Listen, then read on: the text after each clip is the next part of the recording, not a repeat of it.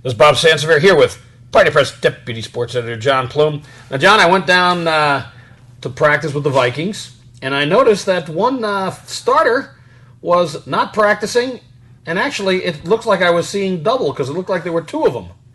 Bryant McKinnie is a bit larger than he is when he left last season, and they've not really gone into great detail, but it appears that he even made a comment about conditioning. He's working on his conditioning, that he's a bit out of shape and overweight, and the Vikings signed this Charlie Johnson that had been protecting Peyton Manning's blind side for a couple of years. Do you think the handwriting's on the wall that McKinnie may be, if he doesn't straighten up in a hurry, on his way out?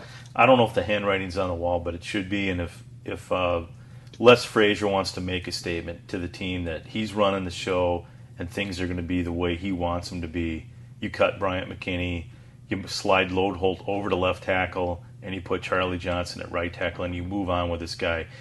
I think last week when they went after the Saints' Jermon Bushrod, there was a reason why they offered the Saints tackle money. They're ready to move on with McKinney. The move they made yesterday, I think it was a great move by Spielman and Brzezinski to get this guy to come in and say what you want. He gave up 6 sacks last year with the Colts, but he's a kid who's gotten progressively better every season. And they certainly have an option they didn't have before. And if it doesn't motivate McKinney, I mean, if I'm a teammate of Bryant McKinnie right now, it's like he doesn't care about the direction we're going with this team. He doesn't care about winning. He's in it for himself. And you don't want selfish guys on your football team. Well, what's interesting about Johnson, the fact is it's very possible McKinney will be cut at some point, but you want to see what Johnson can do before you make that move. And Lodeholt going to left tackle, you do that, but Charlie Johnson played left tackle. Right. I mean, maybe you need to just you put him at left tackle and see how that works, and if that doesn't work, then you can slide Lodeholt over, and he played left tackle in college, right? Right. I mean, certainly they have some options at that position.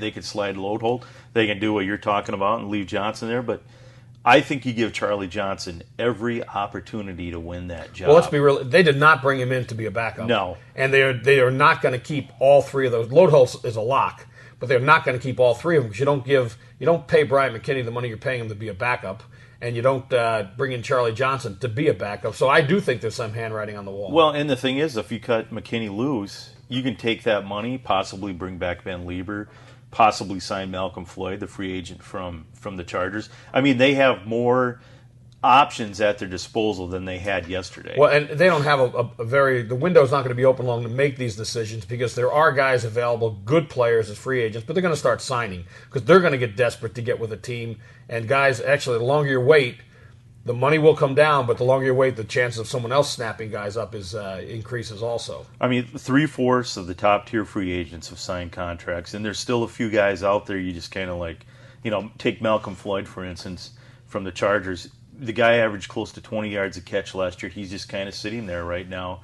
The market, has been set. He's not going to get $8 or $9 million a year like Sidney Rice got. Oh, that was overpaid. And he's going to have to settle for somewhere between $2 and $5 million. The question is, do the Vikings want to pay that?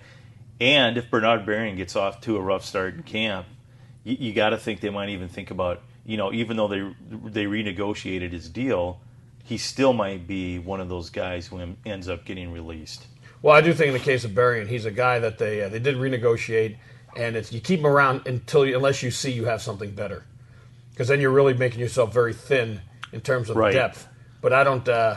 He really does have. You're right. He has to step it up in order to secure a spot on this team. And not to defend Michael Jenkins, he's a fine signing. The guy caught every pass that was thrown to him last year. Well, he missed 5 games and had over 40 receptions. That's not shabby. No, that's not too bad at all. And he played with a young quarterback in Matt Ryan, and he played for Bill Musgrave, the Vikings OC. So I mean, there's certainly some familiarity there, but there are some better receivers yet out on the market.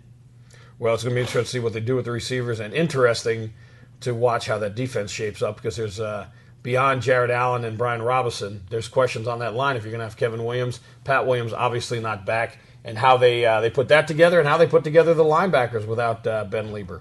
Well, you got Remy Adelaide, the guy they signed from the Saints. He's a really good player. Again, he's another one of those guys you don't know a lot about, but he had a decent career with the Saints. He seems like he's an up-and-comer. He's a big guy that can plug that A gap. And then you got the 4th-round pick, Christian Ballard from Iowa, and you got Robeson, who's finally going to get a shot to start a defensive end. So, they're definitely trying to remake that defensive line, and they have to because they don't know what's going to happen with Kevin Williams with the whole star caps thing yet. Well, we'll find out what does happen as time moves along. John, I got a feeling we'll be talking about the Vikings again within this millennia.